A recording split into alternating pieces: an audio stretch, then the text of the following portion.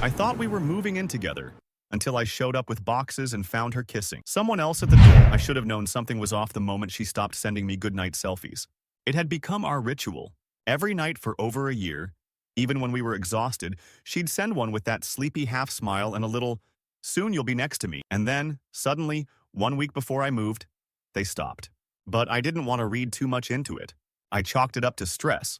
Moving was a big deal for both of us. She'd just signed the lease on a new 2-bedroom in Seattle, and I'd put in my 2 weeks' notice at the marketing firm where I'd worked for nearly 4 years. I'd sold most of my furniture, packed up the rest, and said tearful goodbyes to my parents in Austin. I even gave my cat to my younger sister because Molly was allergic, though I suspect now that was just one of the first tiny lies she planted. We'd been planning the move since February. It was July when I finally loaded up the U-Haul and started the drive. She kept texting me updates the first 2 days. Little voice notes. A picture of the empty living room with "Your new home" scribbled in pink font. But that third day when I crossed into Oregon, her messages slowed, then nearly stopped. Still, I pushed through it. Told myself maybe she was just trying to get everything perfect. That was her thing. She liked control. She wanted the towels folded a certain way, the cabinets organized by energy, whatever that meant. I actually loved that about her. I felt like I was always walking into a life that had already been curated. Soft edges and color-coded harmony. I decided I'd surprise her by showing up a few hours early. I knew she was expecting me the next morning, but I made great time and figured, what better way to kick off our new chapter? I grabbed coffee just outside Tacoma and rehearsed a dumb little speech in my head about "Here begins forever." I'd even written her a note I planned to tape to the mirror. When I pulled onto her street, I remember thinking it was a little too quiet for a Friday night. The apartment complex looked like something out of a Pinterest. Cream siding, little balconies with string lights, tiny herb gardens hanging from railings. I found her unit easily, 4B. The moving boxes thumped in the back of the U-Haul like an impatient heartbeat. I picked up the smallest one marked "Books and Mugs" and walked up with my heart pounding. That's when I saw her. She was standing right at the doorway barefoot, laughing. And then I saw him. He was taller than me, wearing a gray hoodie, one I didn't recognize. His hands were on her waist, pulling her in, and she leaned into him like she'd done it 1,000 times. Her fingers touched the back of his neck the same way she used to touch mine in grocery store lines. Then their mouths met. I froze. I didn't drop the box, but it felt like I'd been punched straight through the chest. There was this moment, maybe half a second, where I convinced myself it was some kind of mistake. That she'd push him away, scream "no," like in a movie, and run into my arms crying that it meant nothing.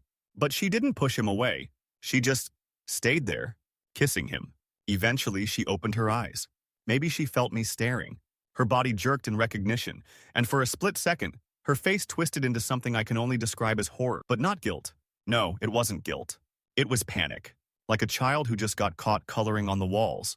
She whispered something to him and stepped back. "Nate?" she said. I didn't answer. Her voice came again, a little higher this time. "Oh my God, you're early. I didn't know you were coming tonight." I thought. She looked at the box in my hands and winced like it physically hurt her. I stared at the guy. He glanced at me with this vaguely smug confusion, like, why is this guy bringing boxes to my girlfriend's apartment? "You must be Tyler," I said quietly. His eyes narrowed. Yeah. And you are?" Molly stepped between us. "Can we talk? Inside? Just for a second?" I turned around without saying a word. Carried the box back to the U-Haul and placed it gently in the corner like it mattered. My hands were shaking. She followed me to the sidewalk, barefoot still. "Nate, please don't make this worse. Just come inside. We can explain." "We?" I said, louder than I meant to. "You and him?" "It's not what it looked like." I laughed. Like an actual laugh. Not because anything was funny. It just exploded out of me, hollow, sharp. "You were kissing him, Molly. It's complicated." "No," I snapped. "It's not. It's actually shockingly simple." She crossed her arms. "Look, I didn't mean for you to find out like this. We weren't exclusive when you moved." "What?" I blinked. "I mean, emotionally, yes, but we hadn't made anything official, like paperwork or a ring or anything. We never defined—" "Stop," I said. "Just stop." A couple walked by us on the sidewalk, holding hands, talking about Thai food. I felt like I was on a different planet. She kept trying to say something, her voice cracking once or twice, but I couldn't hear her. Not really. All I could think was, I left everything. For her. My job. My apartment. My cat. I opened the driver's side door of the U-Haul and got in. She knocked once on the window and said something I couldn't make out. I pulled away. I didn't know where I was going. I just knew I couldn't sit in front of that apartment for another second. I drove around aimlessly for almost an hour before I finally parked in a dimly lit lot behind a 24-hour diner. My hands were still gripping the wheel even after I turned the ignition off, knuckles white, chest tight. The shock hadn't worn off yet. It didn't feel real, like I'd stepped into someone else's nightmare. She kissed him. She kissed him while I was carrying a box labeled Us. I sat there for a long time. The tears didn't come at first. Just silence. My phone buzzed 5 times, all from her. I didn't check them. Then a 6th message popped up, this one from my best friend Marcus. "You make it okay? Want me to hop on a call?" I stared at it, thought about answering. But what could I even say? Eventually, I found a cheap motel a few blocks away and paid in cash. The receptionist didn't even look at me, just slid the keycard across the counter and pointed down the hall. The room smelled like bleach and old carpet. I collapsed on the bed in my clothes and just laid there, blinking at the ceiling. I didn't sleep. My brain kept replaying it. The kiss, her voice, the way she looked through me like I was some inconvenient surprise, like he was the main character, and I'd wandered into the wrong scene. By morning, the anger started to settle in. I opened her messages. The first one was a frantic, "Nate, I swear it's not what it looked like." Then, "Please come back so we can talk." Then, "I didn't cheat on you. I swear I didn't." Then, "You're blowing this way out of proportion." And finally, "I guess this is how you handle problems." Cool. That last one broke something in me. The gaslighting. The shift from guilt to blame. It was like watching a script play out in real time. I didn't respond. Instead, I pulled up the few voice notes she'd left me in the last week. One of them, from 3 days ago, said, "I'm counting down the hours till I can finally hold you again. I've been so patient, haven't I?" Another, "You're the best thing that ever happened to me. I feel safe with you. You're my forever." I listened to that one 5 times. Then I opened Instagram. It wasn't something I usually did, but I was grasping at anything that could explain what had just happened. Her profile hadn't changed. Still a few curated travel shots, a couple selfies of us from when I visited in May, and her bio, "In love with life and coffee." But something about that hoodie the guy wore, it nagged at me. I remembered seeing it before. Not on her, but in a photo she posted back in March. She'd tagged someone, at ty.bradley88. I clicked the tag. Public profile. Bingo. His grid was full of gym selfies, motorcycles, bar nights, and Molly. So many photos of them. Most were older, from last year, maybe before we met. But then, there was a recent one, from last week. They were at a rooftop bar, drinking cocktails. Her arm was around him. He'd captioned it, "Some people never leave your bones. City love." And she had commented, "I hate how true this is." I felt sick. That wasn't some old flame. That was a full-blown relationship. I scrolled deeper, screenshotted everything. Then I saw a tagged photo of them from 2 months ago. Someone had posted a group shot, and Molly and Tyler were sitting shoulder to shoulder, laughing. The caption read, "Double date nights like these." Double date? That was when we were together. I slammed my laptop shut and had to step away. She lied to me. Not just once, not just in a moment of confusion, but consistently, deliberately, over months. The hard part was, I didn't even know who to be angry at first. Her, for being a two-faced manipulator, or myself, for falling for it. By late afternoon, I finally messaged her. Me. I saw the photos. "Don't insult me with more lies."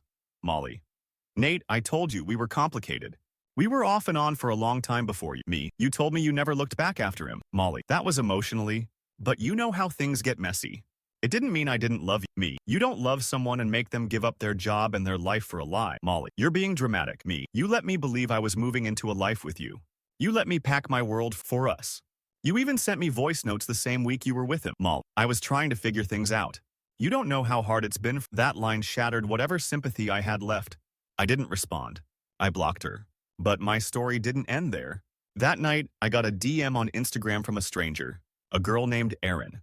"Hey, this is random, but are you Nate? I think we have someone in common." Molly. I stared at the message. Erin said she found me through Molly's tags.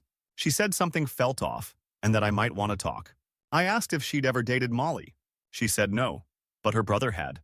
And Molly had pulled something eerily similar on him. She kept him strung along while she was seeing 2 other guys. She made him believe they were exclusive. He moved to Seattle for her too. Didn't end well. My blood ran cold. How many times had she done this? Erin offered to share screenshots, voice memos, said her brother saved everything. I hesitated. Then I typed, Send me everything. The screenshots came in bursts. Erin sent over voice notes, text threads, Instagram DMs, all from her brother's account. His name was Daniel.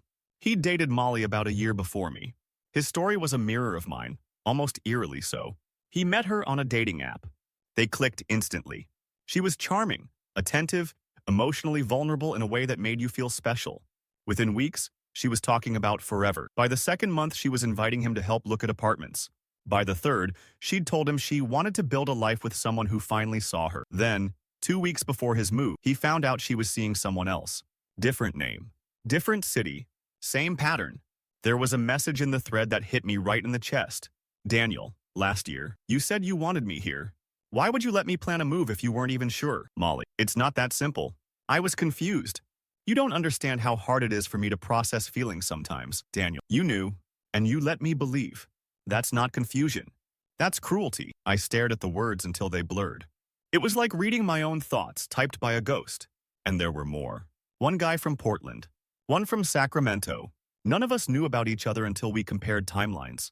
Erin created a group chat and added Daniel, me, and eventually 2 more men, Levi and Jonah, each with receipts, photos, screenshots, each with the same sick pit in their stomach. The weirdest part was how similar her messages were. She reused phrases like they were scripts. I've never felt safer than I do with you. You see the parts of me no one else ever tried to understand? I think I finally believe in real love. We joked darkly that she had a boyfriend starter pack, saved in notes. At first, it was just about venting, finding comfort in shared experience. But the longer we talked, the more the question came up. How long has she been doing this? And why? Jonah was the one who said it first. I think she likes having a safety net. She builds this fake world with someone stable, someone who will sacrifice for her, while she chases someone else who gives her drama. And then when the chaos burns down, she turns back to the safe one. We were insurance policies. I couldn't shake that. Insurance. All that time I thought I was her partner, her anchor. Turns out I was just the backup plan in case her real life fell apart. But I wasn't just angry. I was curious. Because somewhere deep in me, some toxic part still wanted answers. So I did something stupid. I texted her. Just one message. Why him? She answered within minutes. Molly, because he makes me feel alive in a way I can't explain. But it's messy. I know he's not good for me. Me. Then why let me plan a future with you? Molly. Because I wanted to want you. That line made my stomach flip. Wanted to want me. I asked her why she let me uproot my life. Her answer, because it felt right when you said all those things. I wasn't lying. Not in the moment. But feelings shift. No apology. No remorse. Just detached, philosophical logic. Like she was dissecting a memory instead of a person. That was the last time I messaged her. But Erin didn't stop digging. A few days later, she called me. Her voice was tight. She said she'd found something. A private Reddit account she believed was Molly's. I was skeptical until she sent me the post. It was in a relationship subreddit. The title read, I keep falling back in love with my toxic ex even when I'm building a life with someone safe. What's wrong with me? The post went on. I have this pattern. I fall for guys who love me deeply, who offer me structure and peace. But then I crave chaos. I find myself texting my ex late at night. I hate hurting people, but I also hate feeling numb. I started planning a move-in with someone, just to see if I could commit. But now he's showing up next week and I don't know what to do. My ex kissed me yesterday and I didn't stop him. I think I've already ruined it. I don't deserve any of them. I had to sit down. My knees literally buckled. That post was made 3 days before I arrived. She knew. She knew she wasn't going through with it. But she let me drive across 2 states. Let me carry boxes. Let me dream. And worst of all, she never told the truth until I forced it out. Daniel messaged the group chat that night and said something I'll never forget. The worst betrayal isn't when someone cheats. It's when they make you question your ability to ever trust yourself again. He was right. Because even with all the proof, all the timelines and confessions and screenshots, part of me still wondered if I missed a sign. If I ignored something obvious.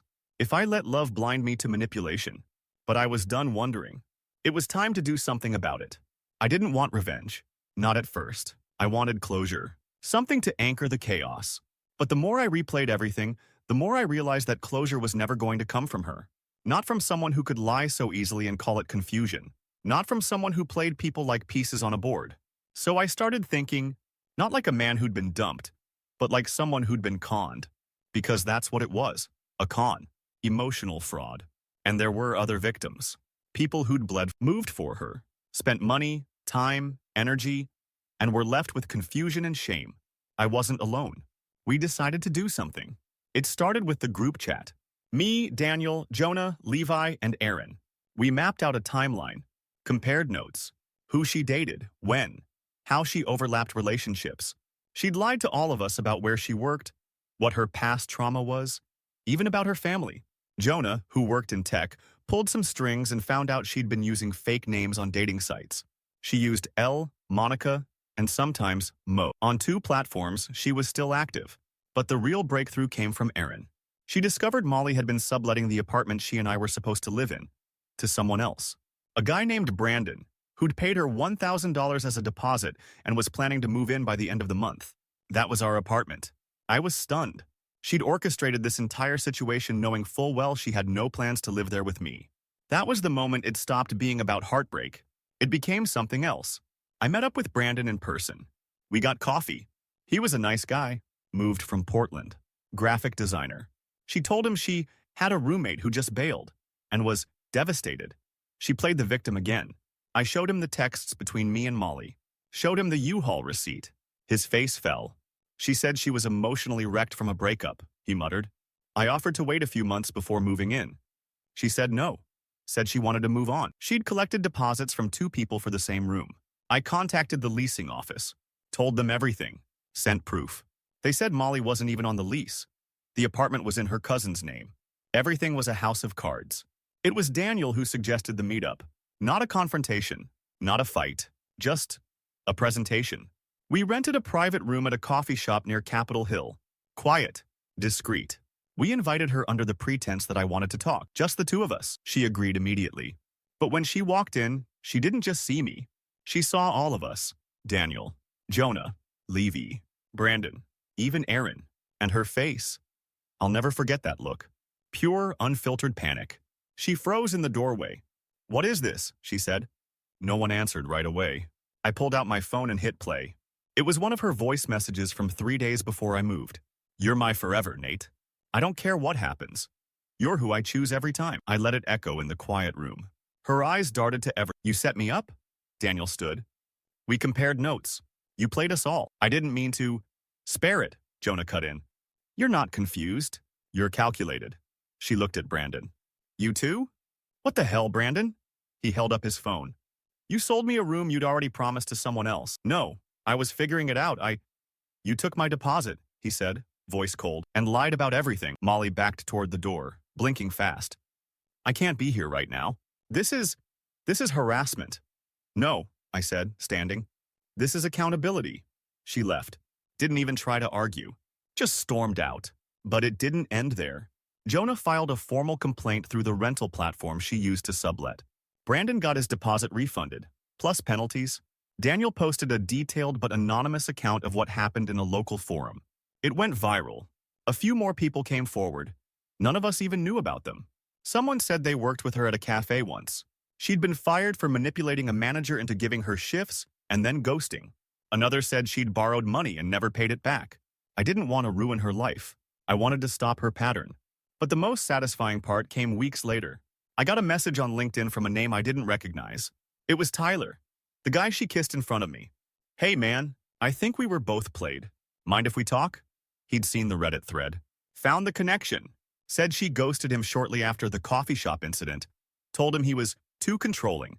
And then disappeared. She was already on to the next guy. But this time, her script was falling apart. Too many people knew. Too many receipts. And I didn't feel angry anymore. Just free. I wish I could say everything got better right away. That the moment she walked out of that cafe, I felt whole again. But real healing doesn't come in dramatic scenes or final words. It comes quietly, in the silence that follows, in the stillness after the storm. I stayed in Seattle for a few more weeks, mostly because I had nowhere else to go. The apartment I'd planned to share with Molly was no longer an option, and going back to Austin felt like defeat. My pride wouldn't let me. I'd given up everything to come here for her, and I wasn't ready to admit it had all been for nothing. So I moved into a small studio near the University District. It was barely big enough for my boxes and my bed, but it was mine. No curated plants, no perfectly labeled jars, just plain walls and unfiltered air. I started freelancing. Marketing work, social media campaigns, branding cleanups. Nothing glamorous, but it paid enough to keep me afloat. And the work helped. It kept my mind busy, my hands full, kept me from scrolling through old photos, from listening to her voice notes again just to feel something. But the hardest part wasn't forgetting, it was unlearning the version of me that she built. Because for months, maybe longer, I wasn't just falling for her. I was becoming who she needed me to be. More gentle, more passive, more available. I shaved my beard because she once said it scratched her. I stopped playing guitar late at night because she needed silence to sleep. I gave up things piece by piece, thinking I was making room for love. But really, I was making myself smaller. That realization hit hardest when I saw my reflection in the mirror one morning. Unshaved, tired, but more me than I'd looked in months, maybe longer. I wasn't polished. I wasn't pleasing. But I was present. And I was finally done apologizing for taking up space. Daniel and I stayed in touch. So did Brandon and Jonah. We joked that we should start a support group. Exes of Molly Anonymous. But honestly, there was something comforting in knowing I wasn't alone. That I hadn't imagined it. That I wasn't overreacting or being dramatic, like she said. A month later, Erin messaged me again. Just FYI, she's dating a new guy. But this time he's older. Real estate dude. Got his name from her latest tag. I didn't ask for more. I didn't want more. Because for the first time since this all began, I felt nothing. No curiosity. No ache. No hollow longing for closure. Just space. And peace. It was strange. How the absence of her felt heavier than her presence ever did. But over time, even that weight faded. I started playing music again. Reconnected with Marcus back home. Called my mom. Told my sister I missed the cat. I thought I'd lost everything when I drove away from her apartment that night. But looking back, I think that was the moment I finally started to find myself. And then something unexpected happened. I got a letter. A real one. In the mail. No return address. The handwriting was messy. I knew it was hers instantly. Inside was a single piece of paper. No greeting. No signature. Just, you weren't the one who hurt me. You were the one who scared me. Because you actually meant it. And I didn't know how to live in a world where someone really stayed. I'm sorry I ruined it before I could try. I read it once. Then again. And then I folded it. Slid it back into the envelope and put it in the bottom drawer of my desk. I didn't need to respond. Because I already had. By walking away. By choosing not to chase someone who never stood still. By saving myself. I wouldn't be so naive as to call it closure. But it was enough. Enough to breathe again. 6 months passed. The seasons changed in Seattle. The rain never really stopped. But the city softened. The trees outside my apartment shed their leaves and then slowly dressed in green again. Like they too were recovering from something invisible. I started walking more. Not to anywhere in particular, just around. Through parks, along bridges. I'd take my coffee and sit in the same spot by the canal, where you could see the ducks land like clumsy little planes. And for the first time in years, I wasn't rushing towards something. No more proving myself. No more be better for someone else. Just me. Alone, but not lonely. One Saturday afternoon, I ran into Brandon by chance at a local bookstore. He was holding a cookbook, looking overwhelmed. Trying to impress a date? I asked. He grinned. Trying to impress myself. We grabbed coffee after. Talked about life post-Molly. He'd moved in with a roommate nearby and was starting to freelance too. Said he hadn't dated much. Wanted to feel whole first. I understood that better than I wanted to admit. Before we left, he asked, "Do you ever wonder if she knows how much damage she caused?" I thought about it, and then shook my head. "I don't think she thinks in those terms." He nodded. "Yeah, me neither." But it didn't matter anymore. Not really. A few weeks later, I went to an open mic night at a tiny cafe downtown. I brought my guitar. I hadn't played on stage since college, but something about the smell of coffee and candle wax and the low hum of strangers made me feel like maybe it was time. I played a song I'd written in the studio apartment. Not about her, not really. More about what came after. About learning to stop mistaking longing for love. About silence and breath and becoming someone you could sit with without needing to escape. When I finished, a few people clapped. A woman in the back smiled and raised her drink. I smiled back. Didn't overthink it. Just let the moment sit. Later, she came up to me at the counter while I was paying. "That song," she said, tilting her head. "It sounded like letting go." I chuckled. "That's what it was." She introduced herself. Her name was Lena. She taught literature at a local high school and came to open mic nights to hear new poetry. We talked for a while. Nothing flirtatious. Just real. She didn't ask about my past and I didn't offer it. It felt nice. That night, I walked home with no expectations, no butterflies, just a quiet kind of hope I hadn't felt in a long time. And maybe that's how healing works. Not in sweeping gestures or grand declarations, but in small, steady moments that remind you, you survived. You rebuilt. You became someone you actually like again. I still have that letter in my drawer. I haven't touched it since the day it arrived. I don't need to. It served its purpose. Not as a door back in, but as a seal on what's done. Sometimes, people don't just break your heart. They make you question whether love was ever real at all. But the truth is, it was.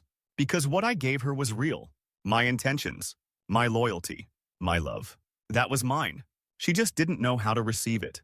And maybe she never will. But that's not my burden to carry anymore. I thought we were moving in together. But really, I was just moving on. And I finally made it.